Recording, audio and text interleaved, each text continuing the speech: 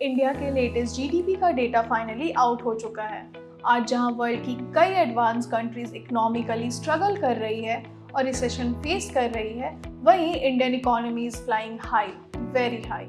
और जैसा कि हमेशा होता रहा है, चाइना, पाकिस्तान, यूएसए और यूरोप बहुत ही केयरफुली इंडिया की री इमर्जेंस को ऑब्जर्व कर रहे हैं। EY के अकॉर्डिंग 2047 तक इंडिया $26 ट्रिलियन की इकोनॉमी बन चुकी होगी। कोविड पेंडेमिक के बाद यूएसए और चाइना जैसे इकोनॉमीज जहां ठप हो रही है, India has emerged stronger than ever. Morgan Stanley की हाल ही के रिपोर्ट के मुताबिक बीते 10 सालों में इंडिया पूरी तरह से ट्रांसफॉर्म हो चुका है।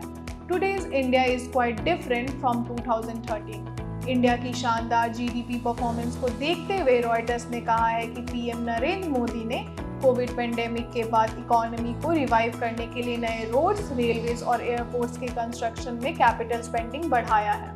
मॉर्गन स्टैनली ने अपने रिपोर्ट में इंडिया में 8 ऐसे बड़े चेंजेस मेंशन किए हैं जिन्होंने इंडिया की ग्रोथ में एक इम्पॉर्टेंट रोल प्ले किया है।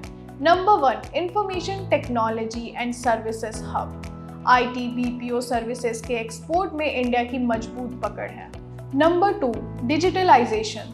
गवर्नमेंट इनिशिएटिव के कारण इंडिया में डिजिटलाइजेशन बहुत तेजी से हो रहा है, जिससे कई तरह के बेनिफिट्स मिलते हैं, जैसे कि इम्प्रूव गवर्नेंस, फाइनेंशियल एम्पावरमेंट और सूटेबल एनवायरनमेंट। इसका मतलब है कि प्राइवेट इंडिविजुअल्स और बिजनेसेस को नई मार्केट्स एक्सप्लोर करने के लिए और नए प्रोडक्ट्स और सर्विसेज इनोवेट करने के लिए एक फेवरेबल एनवायरनमेंट मिल रहा है।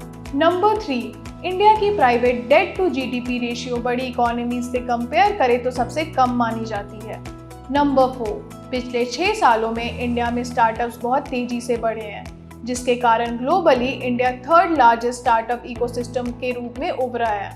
Private equity / venture capital investment in India ने $82 बिलियन के लेवल को टच करके एक नई मिसाल पेश की है। नंबर 5, आने वाले अगले 10 सालों में इंक्रीमेंटल ग्लोबल वर्कफोर्स में इंडिया का शेयर 25% होगा।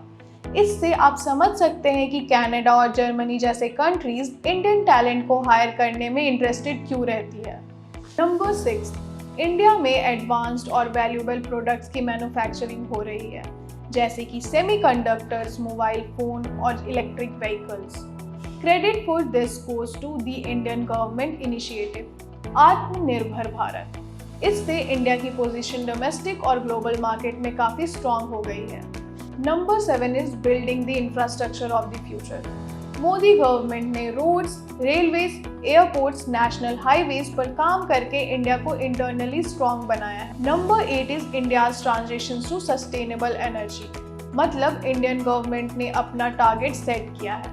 2070 तक नेट जीरो एमिशन होने के साथ ही 2030 तक हम कार्बन एमिशन 45% तक रिड्यूस कर लेंगे as compare to the levels of 2005। New York Times ने इस सेंचुरी को इंडियन सेंचुरी के नाम से ऑनर किया था। इस पर हमारे prime minister mister Narendra Modi का कहना है, वह लोग जिन्होंने हम पर 250 सालों तक राज किया, उन्हें हम पीछे छोड़कर वर्ल्ड इकोनॉमी में बहुत आगे बढ़ चुके हैं।